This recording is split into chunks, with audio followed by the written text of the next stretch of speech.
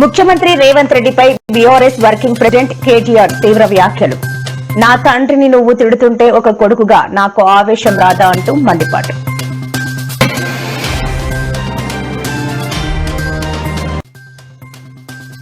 నేడు కీలక నేతలతో భేటీ అయిన కేసీఆర్, వేడెక్కుతున్న తెలంగాణ రాజకీయం.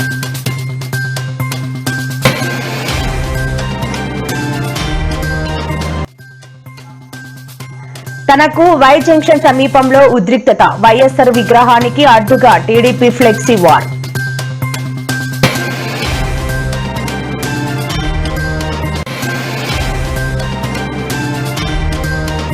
నేడు తిరుపతిలో రమ్ భారతీయ విజ్ఞాన సమ్మేళన సదస్సు పాల్గొన్న ఏపీ సీఎం చంద్రబాబు.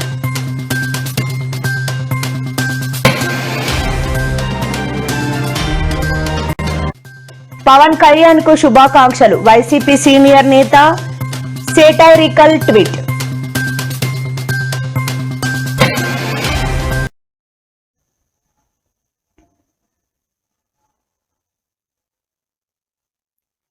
ముఖ్యమంత్రి రేవంత్ రెడ్డిపై బీఆర్ఎస్ వర్కింగ్ ప్రెసిడెంట్ కేటీఆర్ తీవ్ర వ్యాఖ్యలు చేశారు. తెలంగాణ భవన్ లో కేటీఆర్ మాట్లాడుతూ రేవంత్ రెడ్డి భాష విని తెలంగాణ ప్రజలంతా అసహించుకుంటున్నారని తెలిపారు.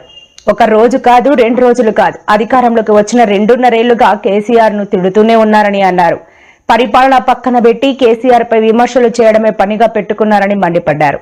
తెలంగాణ తెచ్చిన నాయకుడిని, నా తండ్రిని నువ్వు తిడుతుంటే ఒక కొడుకుగా నాకు ఆవేశం రాదా అని ప్రశ్నించారు. రేవంత్ రెడ్డి అసభ్యకర భాష చూస్తుంటే ఒక్కోసారి ఎడమకాలి చెప్పుతో కొట్టాలనిపిస్తుందని ఘాటు వ్యాఖ్యలు చేశారు. నువ్వు కాదు కదా, నడువుకు రాయి కట్టుకొని ఆడ ఉన్న మల్లన్న సాగర్ లో దుంకి చచ్చిపోతావు. మల్లన్న సాగర్ కాకపోతే రంగనాయ సాగర్ లా మెడకు తాడేసుకొని ఊరేసుకొని చచ్చిపోతావు. చంద్రశేఖర్ రావు గారు, నన్ను గెలకకు, నేను అన్ని చూసిన ఎక్కడుతున్నా. ఆయన కొడుకు చెప్తున్నాడు, మైకు ముందలకు వస్తలేడు, ఆయన దాచుకున్నాడు. ఆయన నీ ముఖం ఎప్పుడైనా చూసుకున్నావులా అద్దంలా? పేడమూతి బోడిలింగం, నువ్వు కూడా నా గురించి మాట్లాడతావా? నీవెంత, నీ స్థాయి ఎంత? అయ్య పేరు చెప్పి బకెట్ ఆయన చెప్తున్నా, ఆమె చెప్తున్నా, నేను తల్లి గీతమ్మ జల్దీ కట్టే, లేకపోతే ఆయన ఎవరైనా కరిసినా కరుస్తాడు వీడు. ఎందుకంటే ఇప్పుడు రోజు అరిసి అరిసి అరిసి పిచ్చిలేసిపోయేటట్టున్నది అని చూపుతున్నాడు. మా లీడరు అన్నది పక్కకు పెట్టు, తెలంగాణ తెచ్చిన నాయకుడు అన్నది పక్కకు పెట్టు, 2 సార్లు ప్రజలు గెలిపించిన ముఖ్యమంత్రి అనేది కూడా పక్కకు పెట్టు. మా నాయన కదా, మా నాయన తిడితే కొడుకు రేషం రాదా?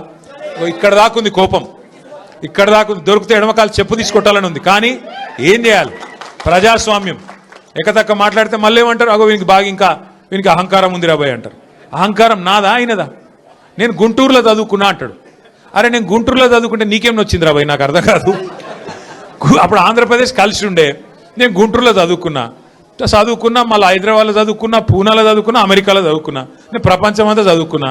నీలక చదువు సందే లేకుండా తిరగలేదు. మీ అమ్మాయి నీకు చక్కగా తోవ చూపెట్టలేదు. నేనేం చేయాలి? దానికి నీ ఏడిపోయింది నా మీద. అవో వీనికి ఇంగ్లీష్ వస్తుంది అంటాడు. అరే నాకు వస్తే నీకేం నొప్పిరా నాయన? నేర్చుకో. నేను హిందీ నేర్చుకున్నా, ఉర్దూ నేర్చుకున్నా, రేపు అవసరమైతే గోర్మాటి భాష నేర్చుకుంటా. నువ్వు నేర్చుకో. నేను ఎవడ నాపిండా? నిన్ను వద్దన్నాడు ఎవడన్నా? నువ్వు కూడా నేర్చుకో. దానికి కూడా ఏడిపోయి నా మీద. నేనేం చేసిన? ఇంకొక అంటే నాకు ఎక్కడ గమ్మత్ అనిపిస్తుంది అంటే, నేను ఆంధ్రాకి పోయి ఇంటర్మీడియట్ చదువుకుంటే తప్పట, కానీ ఆయన ఆంధ్రాకి వెళ్ళి అల్లుడిని మాత్రం తెచ్చుకోవచ్చట. ఈ అమ్మ ఇది ఎక్కడ కథ రాబోయ్? అందుకే ఇక ఆయన పేరు ఏం పెట్టినట్టుగా నేను ఇట్లా లాభం లేదని చెప్పి మనోని పేరుగా అల్లుడు భీమవరం కదా, అందుకే ఈయన సిట్టినాయుడు పేరు కూడా భీమవరం బుల్లోడు అని పెడితే అయిపోతుంది. ఊరికి వెలుగు భీమవరం బుల్లోడు మనకు నీతులు చెప్తున్నాడు. అరే ఆంధ్ర అంటే మరి ఆంధ్ర వాళ్ళ ఓట్లు కావాలి, ఆంధ్ర వాళ్ళ చుట్టూ తిరగాలి. కానీ మళ్ళీ ఆంధ్రాని మాత్రం నేను పోయి చదువుకుంటే నీకు నచ్చినది, నీకేం బాధ అవుతుంది? నాకు అర్థం.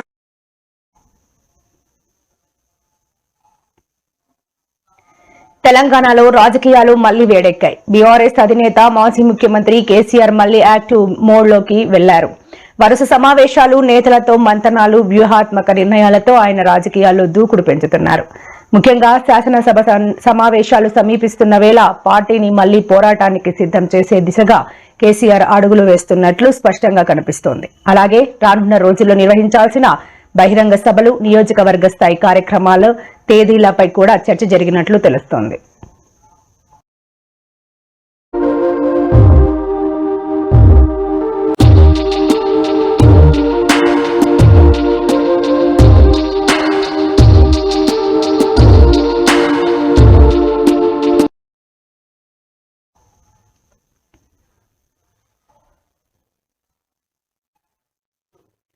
తెలంగాణలో అభివృద్ధి పూర్తిగా పక్కదారి పట్టిందని అధికార ప్రతిపక్ష పార్టీలు కేవలం బూతులు తిట్టుకోవడానికే పరిమితమయ్యాయని కేంద్ర సహాయ మంత్రి బండి సంజయ్ తీవ్రంగా విమర్శించారు. రాష్ట్రంలో అభివృద్ధి జవాబుదారీతనం అనేవే లేకుండా పోయాయని, కేవలం వ్యక్తిగత దూషణలు తప్ప మరేమీ లేవని ఆయన ఆరోపించారు.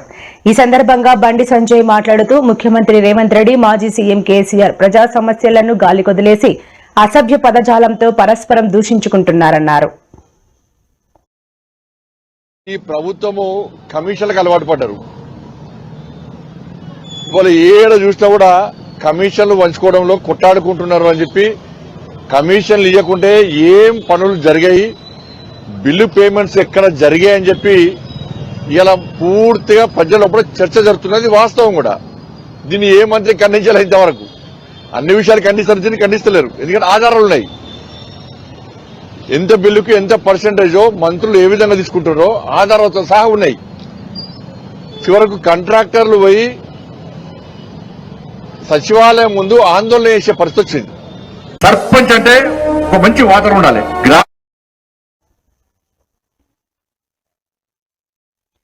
బీఆర్ఎస్ వర్కింగ్ ప్రెసిడెంట్ కేటీఆర్ విమర్శలపై భువనగిరి ఎంపీ చామల కిరణ్ రెడ్డి ఘాటుగా స్పందించారు. కేటీఆర్ బుద్ధి జ్ఞానం లేకుండా మాట్లాడుతున్నారని విమర్శించారు. సీఎం రేవంత్ రెడ్డిపై కేటీఆర్ చేసిన వ్యాఖ్యలకు ఎంపీ చామల కిరణ్ కుమార్ రెడ్డి శుక్రవారం హైదరాబాద్ లో కౌంటర్ ఇచ్చారు. ఈ మేరకు ఆయన ఒక వీడియో విడుదల చేశారు. కేసీఆర్ కుటుంబం నీళ్లు, నిధులు, నియామకాల పేరుతో ప్రజలను వంచి అప్పుల పాలు చేసిందని, కేవలం తమ సొంత సంపదనే పెంచుకుందని ఆరోపించారు.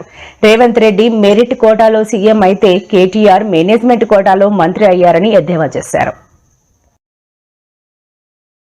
ఈరోజు హైదరాబాద్ నగరంలో ఎక్కడో మీరు మళ్లీ తొడలు కొడుతూ, నేను ఈ బూత్ లో నిన్నటి జరిగినటువంటి చర్చలో నేను భాగస్వామ్యం కాలేదు, నేను కూడా బూతులు మాట్లాడాలి, నేను కూడా పంచులు కొట్టాలి అన్న ఉద్దేశంతో ఇవాళ ఎక్కడో ఒక మీటింగ్ పెట్టి, ఆ మీటింగ్ సందర్భం ఏందో గానీ ఒకటే ఒక సందర్భం అయితే పెట్టుకున్నాం, ఒకటే ఒక ఇష్యూ అయితే పెట్టుకున్నాం. ఏంది?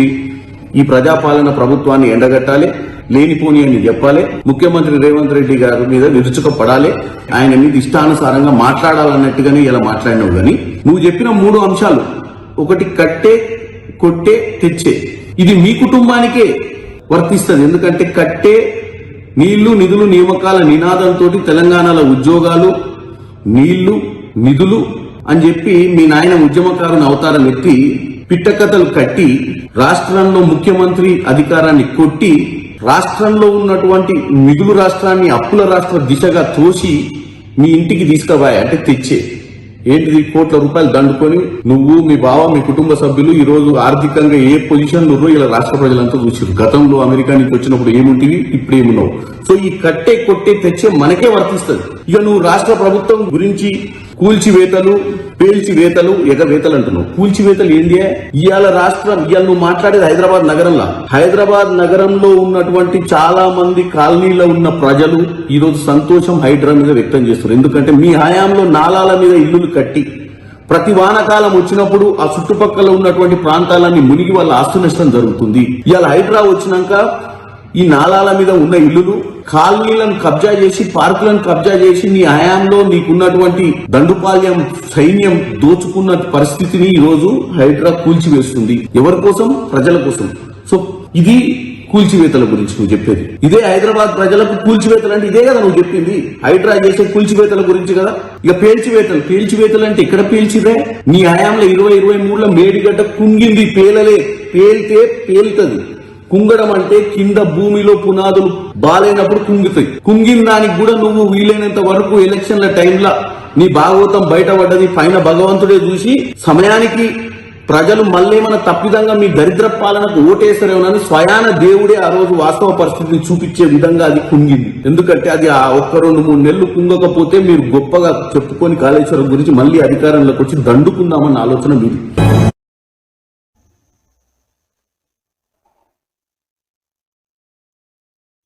సాగు భాష తప్ప సాగు గురించి సోయి లేని వ్యక్తి ముఖ్యమంత్రిగా ఉంటే రైతుల బతుకులు ఇలా క్యూ లైన్ లో తెల్లారాల్సిందేనని సీఎం రేవంత్ రెడ్డిపై బీఆర్ఎస్ ఎమ్మెల్యే హరీష్ రావు తీవ్ర స్థాయిలో విమర్శలు గుప్పించారు. అందరినీ తొక్కుకుంటూ వచ్చాను అని గర్వంగా చెప్పుకునే రేవంత్ రెడ్డి తన చెత్త పాలనతో ఇప్పుడు రైతులనే తొక్కుతున్నాడని, అతని చిల్లర రాజకీయాలు, విధ్వంసకర పాలనకు రైతే బలైపోతున్నాడని మండిపడ్డారు. మీరు జూబ్లీ హిల్స్ ప్యాలెస్ లో కూర్చుంటే రైతులు మాత్రం తెల్లవారుజాము నుంచే ఎముకల కొరికే చలిలో చెప్పులు క్యూలో పెట్టుకుని యూరియా కోసం ఎదురు చూస్తున్నారని ఆవేదన వ్యక్తం చేశారు. కేసీఆర్ ఉండగా 200 పెన్షన్ 2000 చేస్తా అంటే గెలిచినాక నెలకే 2000 రూపాయల పెన్షన్ చేసిండు కేసీఆర్. ఒక్క నెలలో చేసిండు. రేవంత్ రెడ్డి గెలిచి 2 ఏళ్ళే. 2000 4000 అంటే ఎడబోయింది? వచ్చిందా 4000? అక్క చెల్లెళ్లకు మహాలక్ష్మి 2500 అన్నాడు. 2 ఏళ్ళైనా మహాలక్ష్మి దిక్కే లేదు. మహాలక్ష్మి రాదు, 4000 పింఛన్ రాదు. అన్ని మోసం. 2 లక్షల ఉద్యోగాలని పిల్లల్ని మోసం చేసిండ్రు. ఇక పైకేమో అంత అర్థమైపోయింది ఆయనకు. అంతా ఇప్పుడు ఏంటంటే డబ్బా ప్రచారం. రైజింగ్ సీఎం అంటుండు. ఈయన రైజింగ్ సీఎం కాదు, ఫ్లయింగ్ సీఎం. 61 సార్లు ఢిల్లీ పోయిండు. రైజింగ్ ఏం లేదు, అంతా ఫ్లయింగే. ఉత్తమ మాటలు. ఇలా ప్రజలు ఇంకా యూరియా కూడా సరఫరా చేయలేని చేతగాని దద్దమ్మ ప్రభుత్వం కదా. ఎరువు బస్తాలకు ఇబ్బంది అయిందా లేదా? మొన్న అయిందా లేదా? ఇప్పుడేందే మళ్ళీ యాప్ పెట్టిండట. యాప్ ఇవాళకెళ్ళి యాప్లో పెట్టు అంటే ఆ యాప్ వస్తుందా లేతలేదు. అది వస్తనే లేదు. యాప్ టెక్నికల్ ప్రాబ్లం అంటుంది. ఇక ఇట్లున్నది రేవంత్ పాలన. ఈ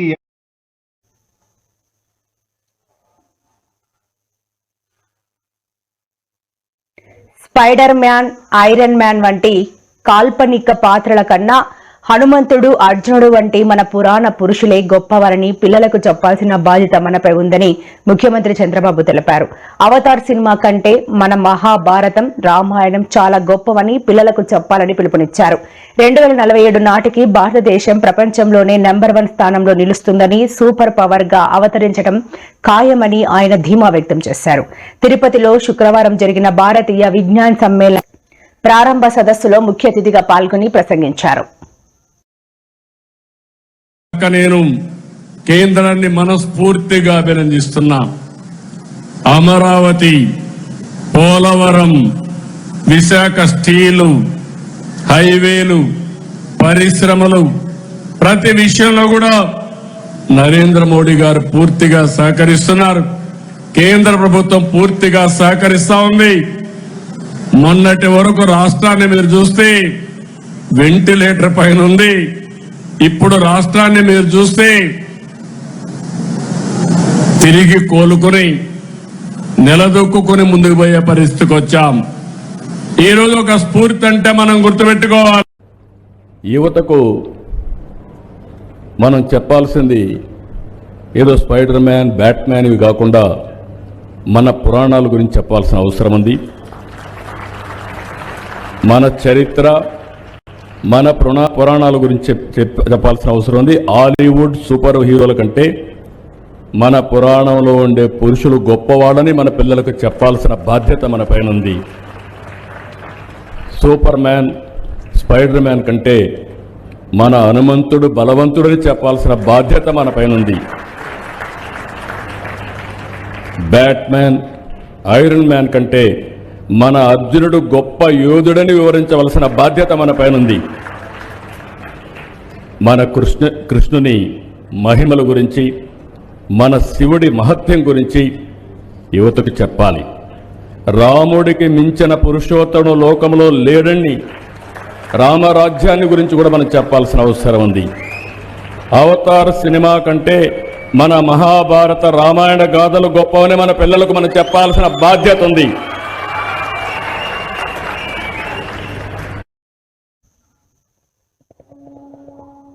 వైసీపీ సీనియర్ నేత అంబటి రాంబాబు సంచలన వ్యాఖ్యలు చేశారు. పశ్చిమ గోదావరి జిల్లా భీమవరం డీఎస్పీ ఆర్జీ జయసూర్యపై ప్రభుత్వం బదిలీ వేటు వేసింది. సెటిల్మెంట్ లో తలదూర్చుతున్నారన్న ఆరోపణలపై బాధితులు నేరుగా డిప్యూటీ సీఎం పవన్ కళ్యాణ్ కు ఫిర్యాదు చేయడంతో ఈ చర్యలు తీసుకున్నారు. దీనిపై వైసీపీ నేత అంబటి రాంబాబు స్పందించారు. ఈ క్రమంలో ఎట్టకేలకు డీఎస్పీ జయసూర్యను బదిలీ చేయించుకున్న ఉప ముఖ్యమంత్రి పవన్ కళ్యాణ్ కు శుభాకాంక్షలు అని తెలిపారు.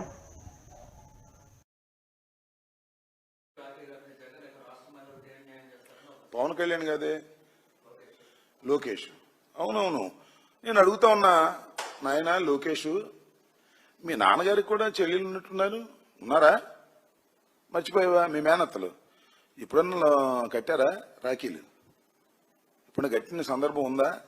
అక్కడ దాకా ఎందుకు? మొన్న ఏదో ఇల్లు కట్టుకుంటున్నా మీరు ఇక్కడ శంకుస్థాపన చేశారుగా, మీ నాన్నగారు మీ చెల్లెల్ని పిలిచి ఏమన్నా పట్టు చీరలు కానీ మామూలు చీరలు కానీ ఏమైనా పెట్టాడా? ఎందుకే కోతలు కోస్తావు నాకు అర్థం కాదు. ఎన్టీ రామారావుని మోసం చేసి అధికారంలోకి వచ్చి మీ మేనత్తలను మోసం చేసి మీ మేనత్తలను చూసుకునేటువంటి నువ్వు జగన్మోహన్ రెడ్డి గారి గురించి మాట్లాడుతున్నావా? సిగ్గుండాలి దేనికైనా కూడా. ఇలాంటి పిచ్చివాగుడు వాగేటటువంటి కార్యక్రమంలో నిమగ్నమై ఉన్నట్టున్నాడు నారా లోకేష్ గారు. నారా లోకేష్ గారు కాస్త ఆలోచించి మాట్లాడుకోవాల్సిందిగా కూడా ఈ సందర్భంగా నేను చెప్తున్నాను. నారా లోకేష్ కు పని నీకెవరు చెల్లి ఉన్నట్లేరు. ఎందుకంటే నువ్వు ఒకడవి, నీకు ఒకడు. మీ నాన్న మాత్రం దేశంలో అందరినీ కను కను కను అంటున్నాడు. మరి నాకు అర్థం కాల. నువ్వు కనవు, మీ నాన్న కండు, దేశంలో మొత్తం కనాలి. ఏదో దొరికింది కదా అని చెప్పి ఇష్టం వచ్చినట్టుగా మాట్లాడేటువంటి కార్యక్రమాలు చేయమాక. నువ్వు మీ బాబాయిని ఎంత బాగా చూశావో, మీ నాన్న తమ్ముని ఎంత బాగా చూశారో దేశం అందరికీ తెలుసు. తనకు వై జంక్షన్ సమీపంలో ఉద్రిక్తత నెలకొంది. దివంగత ముఖ్యమంత్రి డాక్టర్ వైఎస్ రాజశేఖర్ రెడ్డి గారి విగ్రహానికి అడ్డుగా టీడీపీ నాయకుల ఫ్లెక్సీ ఏర్పాటు చేయడం తీవ్ర వివాదానికి దారితీసింది. ఈ చర్యను వైఎస్ఆర్సీపీ నేతలు తీవ్రంగా ఖండించారు. వైఎస్ఆర్ విగ్రహం వద్ద టీడీపీ ఫ్లెక్సీ ఏర్పాటు చేయడం అనేది మహానేతకు అవమానమని వైఎస్ఆర్సీపీ శ్రేణులు ఆగ్రహం వ్యక్తం చేశాయి. ఈ దౌర్జన్య చర్యకు నిరసనగా వైఎస్ఆర్సీపీ నాయకులు, కార్యకర్తలు అక్కడికి చేరుకొని శాంతియుత నిరసన చేపట్టారు. ఈ క్రమంలో పరిస్థితి ఉధృతంగా మారడంతో పోలీసులు భారీగా మోహరించారు.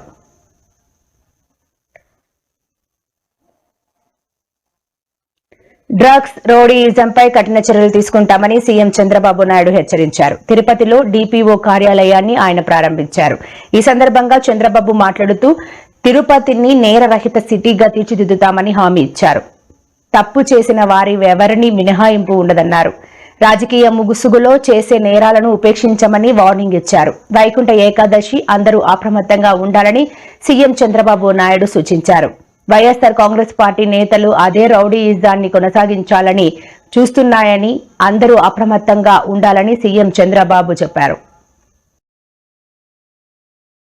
ఇటీవల నేను చూసినప్పుడు కొన్ని అయితే అతి నీచంగా, దారుణంగా బిహేవ్ చేయడం, సోషల్ మీడియాలో ఇంకా కూడా అసభ్యంగా పెట్టడం, క్యారెక్టర్ అసాసినేషన్ చేయడం.